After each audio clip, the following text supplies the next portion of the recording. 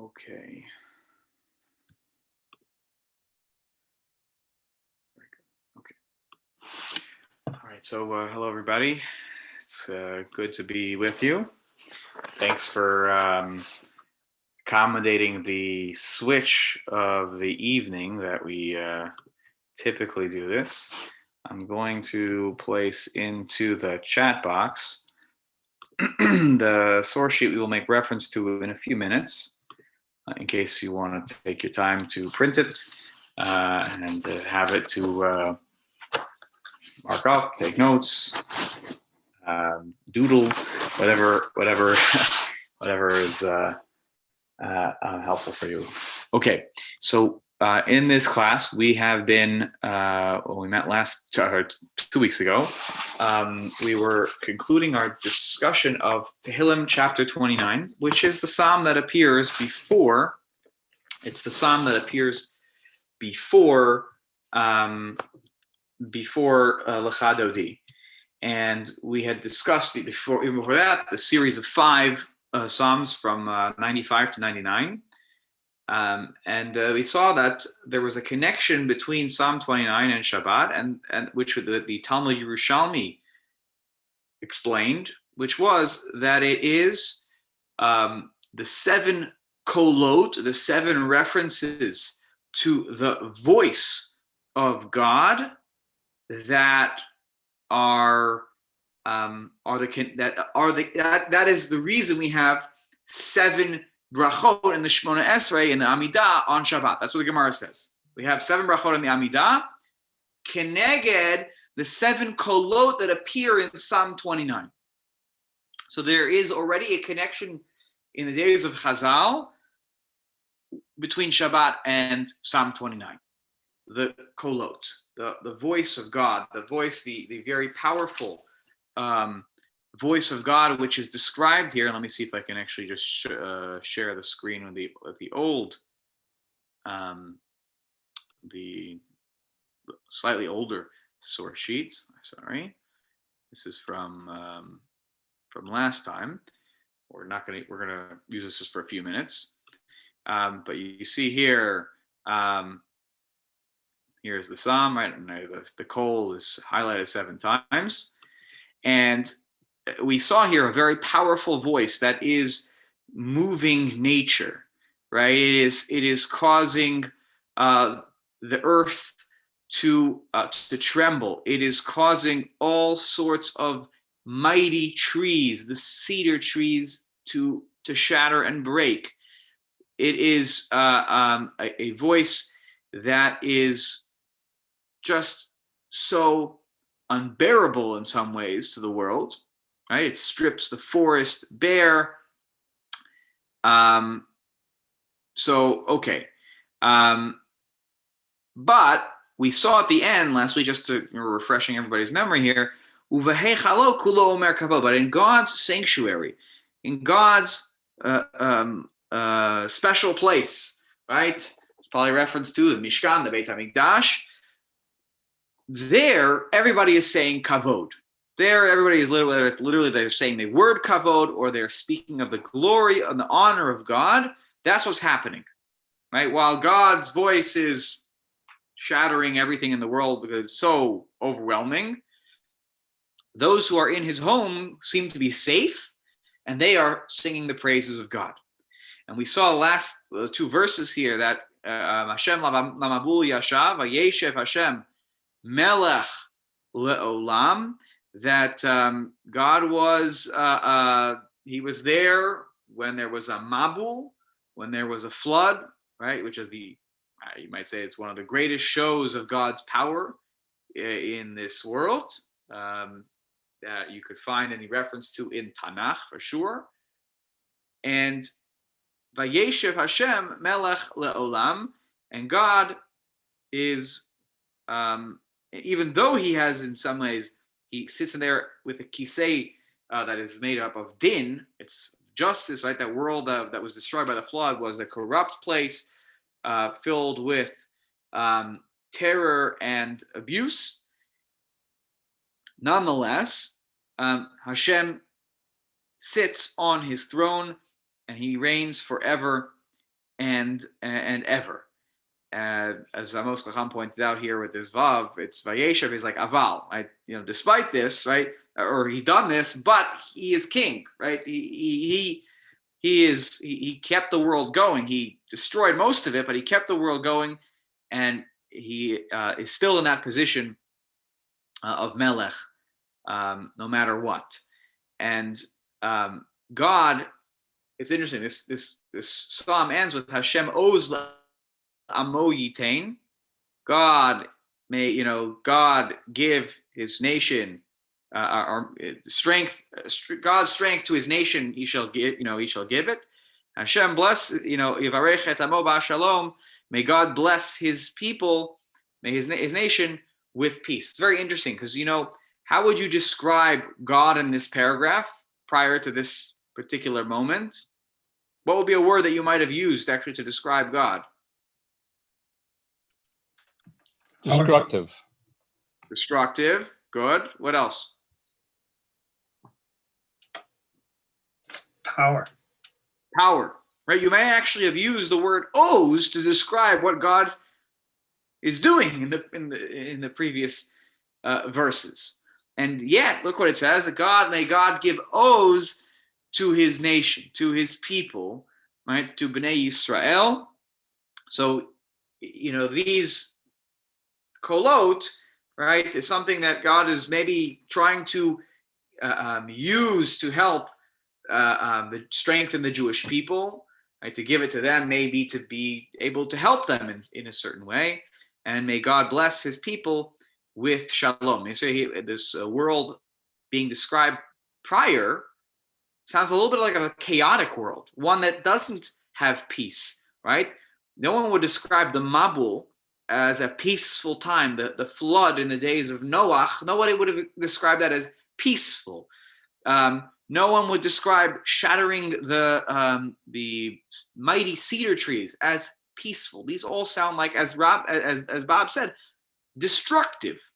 And what is the bracha for, right? As the world is out here dealing with the might and the power of God, and those who are in His heichal are seemingly protected, and they are speaking of God's kavod, right? God is protecting them in some ways, and hopefully in that way blessing them, blessing His people with shalom, with peace. So this, I think we did talk a little bit last time about what is the connection between this and Shabbat, aside from that passage in the Talmud, which certainly draws a connection. But you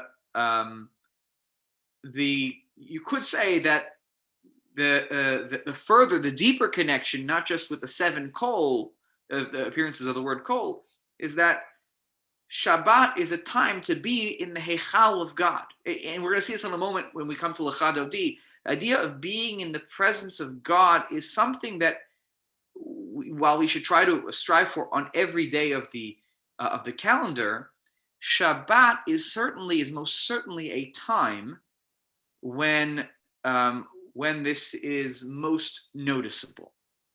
And the idea also of peace is that Shabbat is supposed to be, certainly Chazal saw it this way, a time of shalva, v'sheket, right? It's supposed to be a time of delight and tranquility and of peace. And that's what's happening if you are in the heichal of Hashem, right? If you're in his space, He's protecting you from all of the things that are happening around in the world. So I think that also could be a further connection here than just simply the kol. The kol may be the connecting point to, hey, look at this passage in Tehillim, because there may be some connections here to Shabbat. Any comments? Any other connections that people would like see here to draw between Shabbat and? I was thinking that the seven kolot could correspond to the kolot of the 7 days of creation. Good. So you have excellent. So kolot, 7 kolot, 7 days of creation, and so you have there's a good 7. 7 is certainly a number when we associate with Shabbat. Yeah. Excellent. The other thing that you could think of here, by the way, that's come to my mind, I'll mention it since we're opening the discussion up a little bit. What day did Chazal, is the tradition according to Chazal that the Jewish people received the Torah? Anybody know what the tradition is? I think it's a Midrash tradition. The 7th of Sivan? So not just the date on the calendar. What was the day of the week, I should say? And you're right, it's Shavuot. That's the day we celebrate Matan Torah. I was saying 7. The tradition, what was that? I was tying it to 7. Connection. Shabbos? Yeah, excellent. Yeah, I think that was Adam, right? Was that you, Adam? Yes. Okay, excellent, Adam. Yeah, the tradition in Chazal is that it happened on Shabbat. It happened on Shabbat. Can you make a Kenyan on Shabbos? Well, up until they got the Torah, so it was okay. After the Kenyan was over, then they couldn't do it anymore. So that's the tradition that would happen on Har Sinai. So it says 7, it happened on Shabbat, and there at Har Sinai, of course, we have the overwhelming experience. One of those things that's mentioned are the kolot that are associated with Har Sinai. So you could have some Chazal seeing some other connections here in this psalm. I'm careful to use the word Chazal saw the connection. It's not abundantly clear that would have been what the author, what David HaMelech, let's say here, right? It's Mizmor David, right? What David HaMelech would have meant in this psalm. Could be, but Chazal, it's possible Chazal could have seen a connection here when they say that Ma'amar in the Yerushalmi of the 7 kolot are connected to the 7 brachot of the Amidah on Shabbat. Okay, so we spoke about that, and so as we talk about the overwhelming powers of God, but yet when you are in that close proximity to God and the Heichal of God, that there's something, there's some protection there. God is reigning as king, and it's felt. You can experience it. They're saying kavod. So at this point in the Friday night tefillah, some people have a little addition here that is Ana Bechoach, but I don't know when Ana Bechoach started to become a part of the. Not everybody says Ana Bechoach. It's a little paragraph. I'll make reference to it in just a few minutes. That'll probably be the extent of it that I'm going to analyze it. But what I want to do now is really turn to the central focus of the Kabbalat Shabbat Tefillah, and that is Lecha Dodi. All right. So now we are not studying a poem. A psalm. We're studying a poem that was written much later than Psalms. Yes, Chani, go ahead.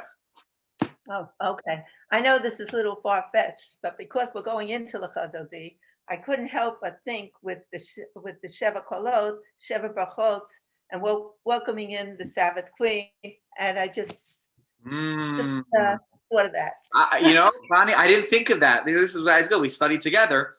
Chani makes an excellent connection here. I mean, that's really excellent. This is, again, I always make this point when this is why it's important to study b'chavruta, because more people, more ideas. So I love that idea, Chani. The idea that, because that is going to be a very central theme to Lecha Dodi. It is like a wedding, and we have a chatan and a kala, and here we have Sheva Brachot. That's how we celebrate a chatan and a kala as they're getting married, and we're seeing it's Lecha Dodi Likrat Kala. This is the joining together. This is the moment of coming together, and Sheva Brachot is how you do it. So it could be a very good connection there. These are such angry kolot, though. The angry kolot. You wouldn't wish on a marriage. Fair enough. But it very well could be that is a connection here. also the last bracha of the Sheva brachot. What does it say? Anyone remember what the content of the last of the Sheva brachot? I'm just building on Chani's idea here for a second. Gila, Rina, Simcha. Right? Everyone's saying that. Kol sason v'kol simcha, kol chatan v'kol kala. So there's a kol there. Obviously, that's the kol of. There are 5. And not, I don't know if we can get to 7, but nonetheless, it's an excellent thought. Okay, so I'm going to stop the screen share. Oh, somebody wrote in the chat box. I'm sorry. Alan wrote, yes, 7 days of creation. Yeah, excellent. Yeah, good. We got that out there before. Okay, good. So now what I'm going to do is I'm going to, again, repost this in the chat box in case anybody came late. If you come after the chat has already been posted, you don't see the chat. That's a good thing of your little Zoom tip. So it's good to sometimes repost something if people joined after you wrote something. Okay, so what we are going to do now is we're going to turn our attention. There we go. To Lecha Dodi. If I can do this. Here we go.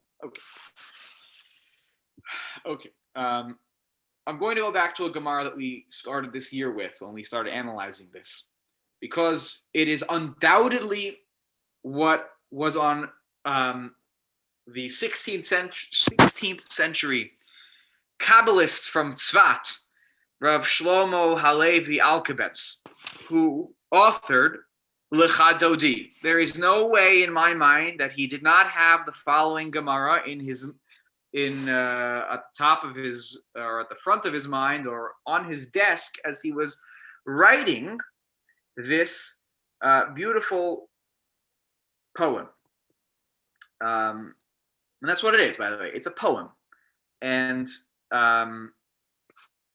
you can, and we will try to analyze certain aspects of it, and I welcome your comments in terms of if you notice something interesting, a rhyming pattern or something that I haven't picked up on, please jump in. So the refrain that exists throughout is Lecha Dodi Likrat Kala Penei Shabbat Nikabela, and this is important how we're going to translate it. So now let's play the game of translate this line. Can anyone translate Lecha Dodi Likrat Kala Penei Shabbat Nikabela? Okay, no trick questions here. I'm asking you to please, put forward your translation. What you think would be correct. Give you a moment to think about it, and then we'll go back to the Gemara Masechet Shabbat, and we'll work from there. My friend, or let's go, my friend. Okay, good. So let's take this phrase right here. So Lecha, right? So it means come. It's like an imperative. Come on, let's come. Dodi. What is Dodi? Beloved. Yeah, Dodi is my beloved, right? So come, my beloved.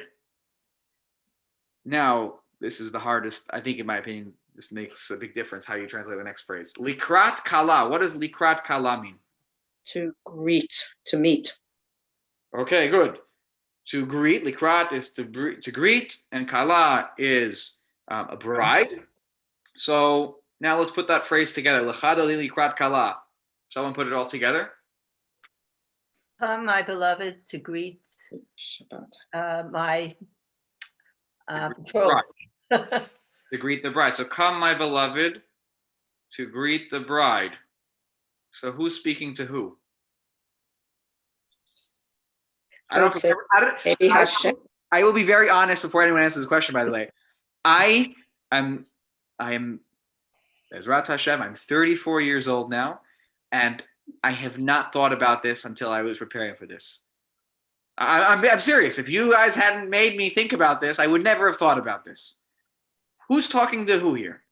Hashem is speaking to Bnei Israel, maybe. So you could say, excellent, that's Maryland, I think, right?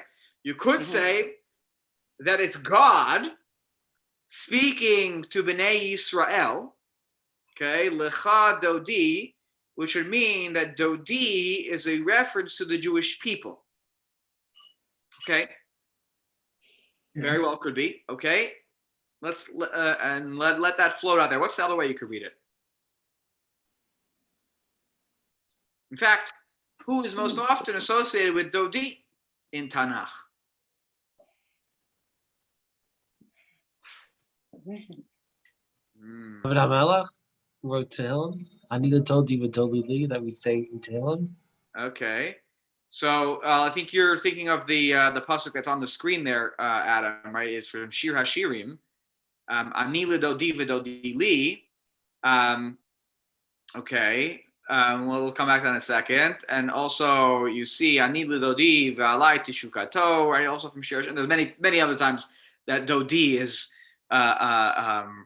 referenced in Shir HaShirim. Let me ask you a question. In the context in Shir HaShirim, according to how many interpret that it describes the love between God and the Jewish people. Who is the Dodi? Kadosh Baruch Hu. So you could make a claim that it's God, though you can also go both ways because, no, yeah, I think that Ani Dodi v'Dodi Li, if I'm not mistaken, is really more of the idea that God is our beloved, right? And he is beloved to me. So you could interpret Dodi if you sort of use Tanakh. Again, this is not a full proof, but you could say that maybe Lecha Dodi is saying, come, it's us saying to God, Yeah. Right? Come, let's greet the Kala. There's Dodi Li HaRoeh B'Shoshanim. So Hashem is the Roeh. Right? Let me see here. Right, sorry. Nila Dodi v'Dodi Li, right? HaRoeh B'Shoshanim. So Right. So, but wouldn't that mean that Dod Sheli is HaRoeh? No? the Dod Sheli, he's the Roeh, correct. The Dodi, I'm not understanding now, but it doesn't Dodi refer to God. Yes, because he's the Roeh. Correct. Yeah. So okay, sorry, I misunderstood. Yeah, I think we're saying the same thing. Yeah. That God in Shir HaShirim, Dodi is how the Jewish people refer to God. Yes. So if Rav Shlomo Alkabetz is sort of using Dodi in the Shir HaShirim sense, then what Lecha Dodi is saying, and I don't know what he meant. By the way, I don't know. I think it's you can interpret this two ways. You could say that what it means is we are saying to God, come, God, let's greet the Kala. Right? Penei Shabbat to Nikabela. And now here is interesting, right? Penei Shabbat, and then we'll go back to one of those sources and we'll come back to this. But I wanted to throw this out there. I just, throw the grenade at the beginning here that, what is Lecha Dodi? Is it who's talking to who here? It's not 100% clear to me, at least. And Penei Shabbat Nikabela, right? Right together, here's Nikabela, so we're talking about together, let's accept or let's greet, let's greet and bring in the Shabbat together. We're bringing God into our home to welcome in the Shabbat. Yes, according to the second way we interpreted it. And that's what it would mean. That we are saying to God, come, let's go greet the Kala, and we will accept it together. We will welcome her in together. Nikabela. And we will all rest as in the beginning when God rested too. And so we rest because God rested. Okay. So sorry. Where's that coming from? What do you? Can you connect that into? I didn't see the connection. Can you just clarify? Penei Shabbat Nikabla. We will all, Am Yisrael, and also Hashem will accept Shabbat, and Right. we will all rest like that original Shabbat where God rested, and we were commanded to rest. Okay. Okay. So you're saying it's an acceptance of Shabbat in a, not just in a communal sense, but God is accepting it too. We are all on the same page. Right? We're all going to refrain from creativity, from creative activities on Shabbat. Excellent. Okay, good. So I wanted to throw that out there because we sing this every week, and I always just like, okay, I know what it means. But then when I actually was stopping and I prepared, I was like, this is not so easy. I thought this is going to be easier but it's not. So let's think about this all together. Take a look now. We saw this again. I mentioned at the beginning of the year. Source number 1 on the sheet that's on the screen in front of you. Let me see if I can get it nice and big. But now I want to see all the faces, so I'm going to make this. Put this over here. Sorry, I'm just doing some Zoom rearranging. Okay, there we go. All right, now I can see you all. This is the Gemara from Masechet Shabbat. Rabbi Chanina mi'atef v'kai apanya dema'alei shabta. Rabbi Chanina would wrap himself. The Gemara is going through different activities that rabbis would do as out of respect and showing their excitement for Shabbat. So Rabbi Chanina would wrap himself the Ma'ale Shabta. Ma'ale Shabta means Erev Shabbat. Okay, when the Gemara says Ma'ale Yoma de Kippurei, it means it's Erev Yom Kippur. Right? Ma'ale in Aramaic means Erev, the day before. So it's about to be Shabbat, not quite yet Shabbat. Amar Rabbi Chanina would say, after he wrapped himself in his talit, Bo'u v'neitzei likrat Shabbat hamalka. Let us come and let us go out to greet the Shabbat queen. Rabbi Yanai. So we have this idea of going out and greeting a queen. Notice here, Bo'u v'neitzei. He's not doing this himself. Let us go and greet the Shabbat queen. Rabbi Yanai, what would Rabbi Yanai do? Lavesh ma'ane me'olu umikase. Rabbi Yanai would, again on Shabbat, Erev Shabbat, he would also put on, he would get into something kavadik, something nice. Ve'amar, and he would say, Boi chala, which will appear at the very end of Lecha Dodi. Come, enter my bride. Come, enter my bride. Okay. The rest of the Gemara, this little phrase. Okay, other people had different things. They had special cookies, whatever. So if you have special cookies for Shabbos, so you will make Rabba Bar Rav Huna very, very happy. Anyways, because there's a nice story here. One of the rabbis goes, "Oh, you made the special cookies for me?" And he goes, "No, I made them for Shabbos, right? Because Shabbos is like an entity, right? It's like you make it for Shabbat, even though Shabbat doesn't eat, right? You make something special for Shabbat." So this Gemara is definitely something we need to hold on to and think about, this idea of greeting the Kala and of the Queen. Okay, I'm just putting out there some sources again here now, so we can chew on it and think about it. Here's a medrash from Breshit Rabbah.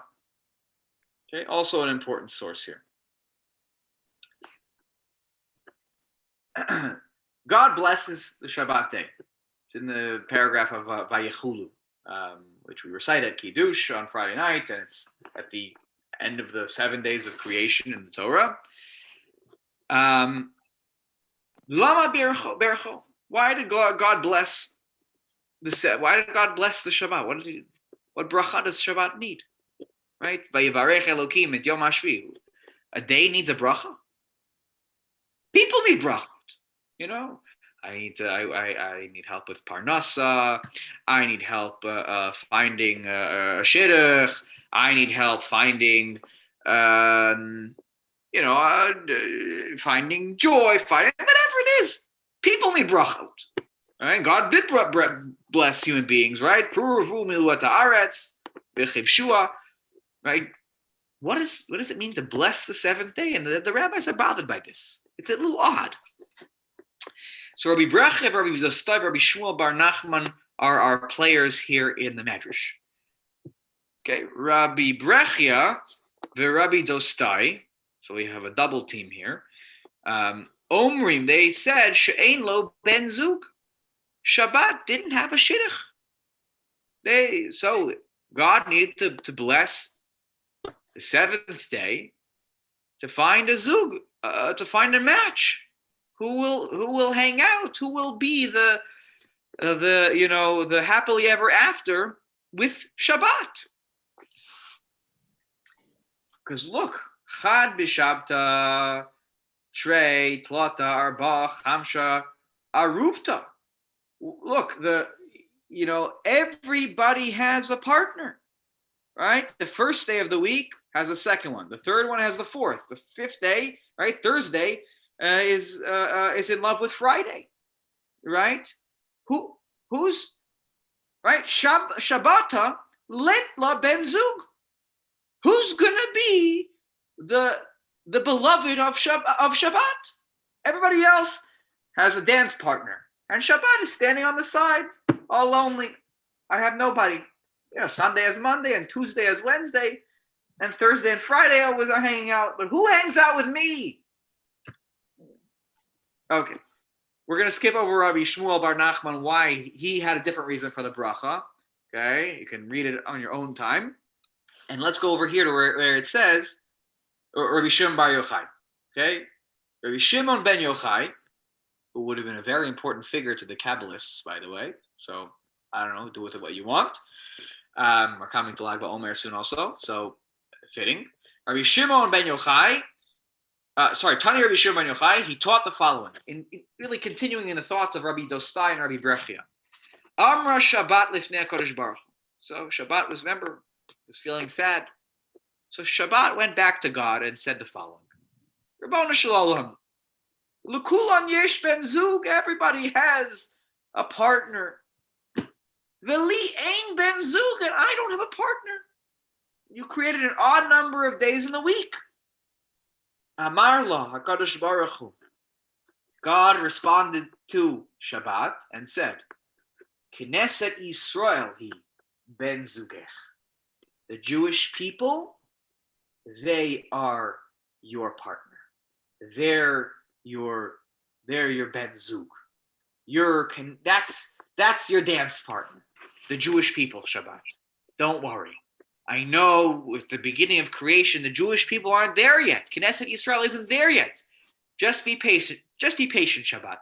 Don't worry. You're going to get invited to the dance one day. One day you'll be able to wear a beautiful white gown, and the Jewish people will come and marry you.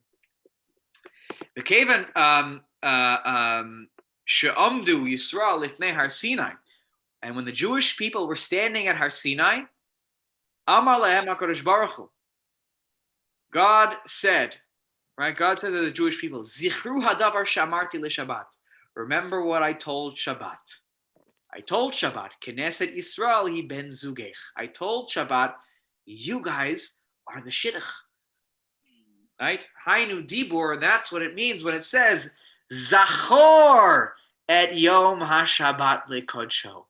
Remember the Shabbat day, and here's a double meaning. What is lekodsho? Make it holy. Make it holy. The Kadesh.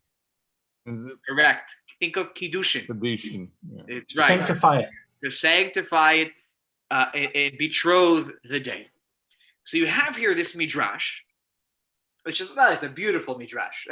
Just if you came, and this is the only thing you got out of tonight, by the way, this is worth the price of admission tonight.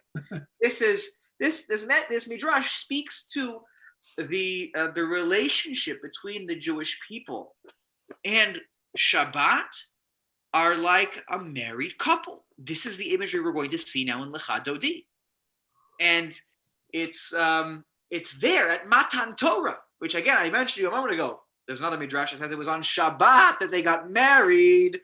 and it was that the Torah was given, and that's the day that Shabbat became relevant, I guess you could say, and commanded to the Jewish people. Though somebody's going to say to me, I know they're going to put it in the chat box in a moment and say, but Rabbi Klinger, didn't God tell Moshe that the Jews will have to keep Shabbat before Matan Torah? I know, I am aware. It's a medrash. Okay. That's, by the way, I'm referencing when he tells them that you go out to the fields 6 days a week, pick them on the seventh day. That don't pick them on. At least chronologically speaking in the Torah, that happens before Matan Torah. That's in Beshalach, and Yitro is where you get the Ten Commandments, where Shabbat appears. Zachor Yom Shabbat lekodsho. Okay, so we have this midrash, which again I have no doubt that they were aware that Rav Shlomo Alkabetz probably was aware of such a tradition, such a midrash. And then you have Shir HaShirim. We were talking about a moment ago, right? Ani Dodi v'Dodi li, haro'eh b'shoshanim. Right? I am my beloved's, and my beloved is mine. Right? The Jewish people here are speaking, and God is the Dodi. He's the beloved. Haro'eh b'shoshanim. Side point. Rabbi Weider, my teacher from YU, will be very proud of me. I'm about to say this. Shoshanim does not in biblical Hebrew mean roses, apparently. I am not an expert. I have to also ask all the biblical scholars. Apparently, it really the best translation we have is lilies, which you see here in the Sefaria translation.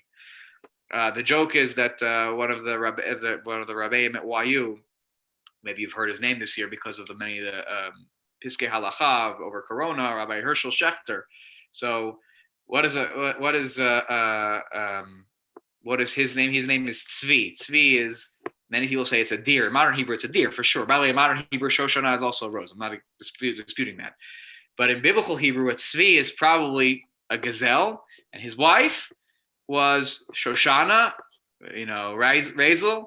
But Shoshana is probably a lily. He always pointed out that they were, that they were both married with names, anyways, that were probably not the accurate translation or something like that. All right, Leader once told me this. And you have it in Shir HaShirim, Ani Dodi v'alai teshukato. I am my beloved's, and his desire is for me. And what do we have here? Lecha Dodi neitzei hasadeh. Come, my beloved, let's go to the field. Something that the Kabbalists love to do when they were bringing Shabbat in Tzvat. Nalina bakfarim, let us go and take a lodging up in the kfarim. They hear you say describe it as some sort of shrubs out in the open. And so you have here the idea of come, my beloved, let's go out there.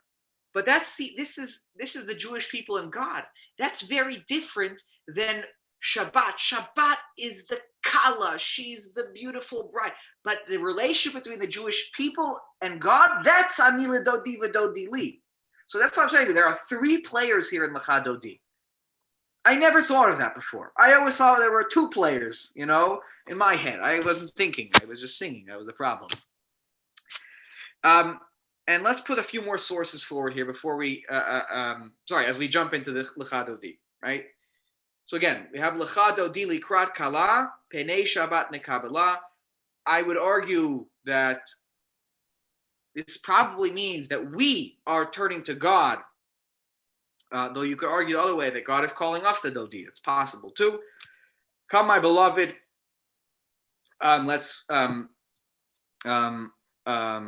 The bride, let's to greet the bride.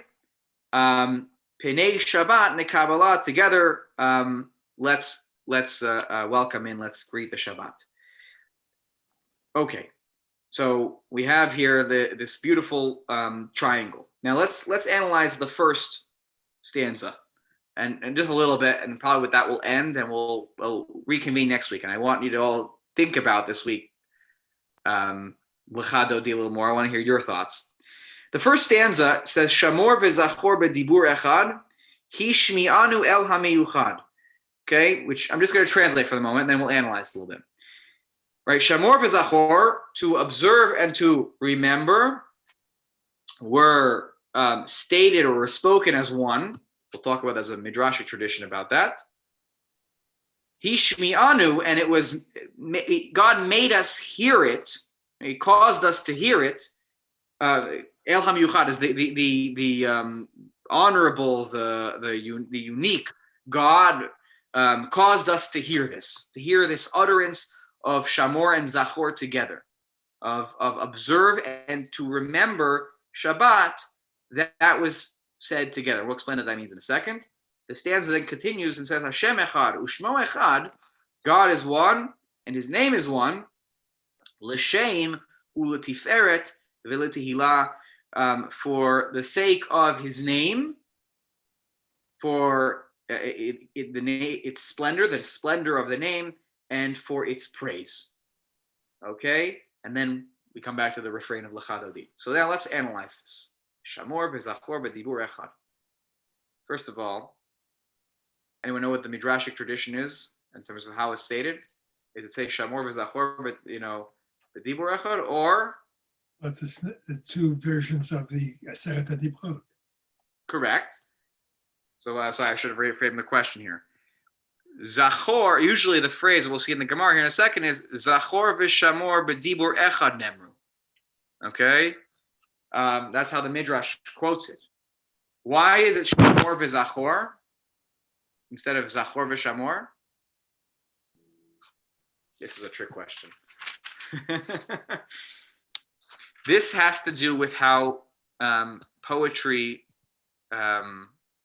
was written oftentimes in the medieval period of Jewish history. And this is even before you have some of the many Paitanim who maybe we are more familiar with from Tisha B'Av, from some of the keynote. But he writes his name is Shlomo, with the first letter of each of the first four stanzas. Of course. So Shin, Shamor, Likrat is the next one, Mikdash, and Hitna Ari. He spells out his name Shlomo with the first letter. And the next letters are Hey, It Orari, Lo Tevoshi, Vehayu, and Yamin, which is Halevi. So he writes throughout the Lecha Dodi paragraphs, stanzas, he writes his name. This is how often poets would stick their name in the poetry. So he was Shlomo Halevi. So that's why it's Shamor v'Zachor probably instead of Zachor v'Shamor, even though the Ma'amar Chazal, the saying of Chazal, is Zachor v'Shamor b'dibur echad nemru. Anyway, so just point out, just notice that, by the way, he sticks his name into Lecha Dodi. Let's take a look at these last two things here. So let's look at the Psukim. Zachor is how it appears in the first, how the Ten Commandments appear in Parshat Yitro. Zachor et Yom HaShabbat lekodsho. That you're supposed to remember the Shabbat day to sanctify it.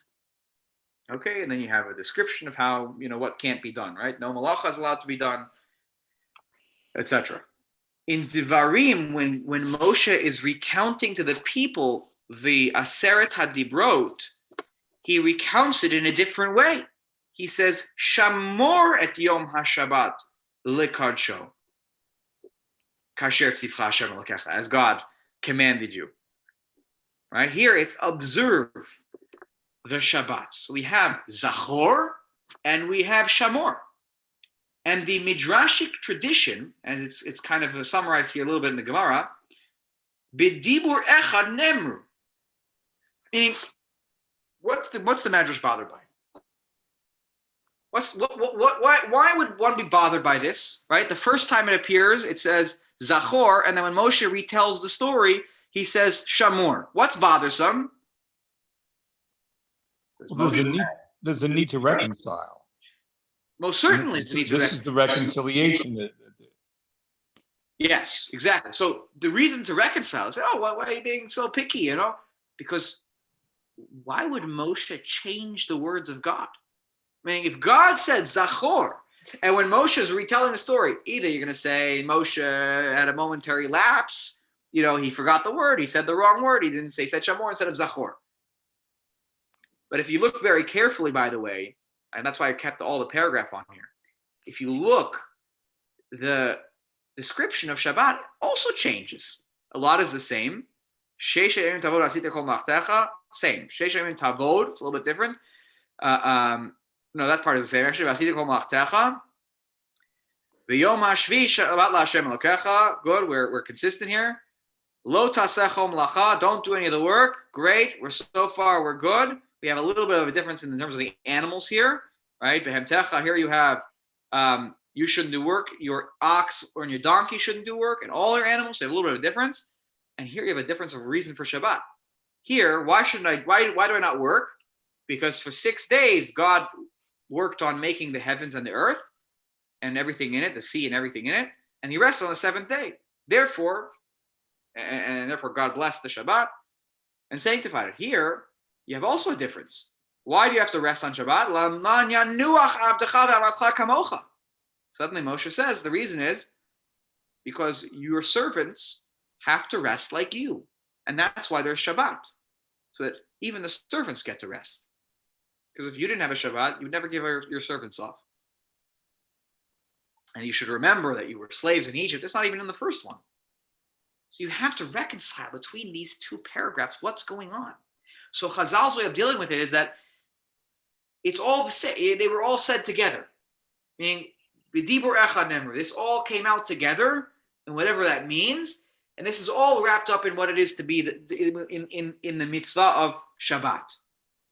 And if you say that Zachor and Shamor were said at the same time, it actually has significant halachic weight. Take a look at this Gemara here in Masechet Shavuot. This also appears in Masechet Brachot, and that is the following. Rav Ada bar Ahava used to say, or he said, Nashim chayavot bekidush hayom. Women are obligated on Friday night in the Kiddush. How we sanctify? We sanctify it with words. In Kiddush, right? Friday night, we do it over a cup of wine. The wine is rabbinic, but the idea of sanctifying it with words is a biblical mitzvah. And he says the women are obligated in this too on a Torah level, Dvar Torah. Why would we have thought that they were not obligated? Because mitzvot aseh she'azman grama, positive mitzvah like making kiddush, which is bound by time, because it's only can be done on Friday night, or it's restricted time-wise. Usually, women, we say, are exempt from such mitzvot, such as the mitzvah of shofar. Women are technically exempt from the mitzvah of shofar because it's a mitzvah aseh she'azman grama. The mitzvah of lulav, it's only restricted to certain days of the year and certain time on those days. You can only do the mitzvah of lulav during the daytime. But here he says, no, on a biblical level, women are obligated. How come? The Amar Kra, Zachor Vishamor. Because these were both said together. Kol Sheyeshno B'Shmira. Women are obligated, and the Shmira are the negative commandments, right? Don't violate the Shabbat. So Yeshno B'Zechira. And therefore, they are, because of the tight connection here, they are obligated in the Zachor part, the remembering, which we do through uttering Kiddush, with the other words of Kiddush on Friday night. And he says that the Hani Nashe, therefore the women, since they are relevant to the mitzvot lo ta'aseh, the negative commandments, they are also relevant to the positive commandments. And so even on a biblical level, this would mean something very significant, which would mean that women are obligated in Kiddush on Friday night, which would mean that they could, in theory, make the Kiddush and be including even the men, because they're obligated on the same level. Usually, if you're not on the same level of obligation, the one who has an obligation has to do the mitzvah, and the one who's exempt can't help the one who is not. So, without getting into the halachic details, this actually has this whole idea of Zachor and Shamor being said together has halachic relevance. It has significant halachic relevance.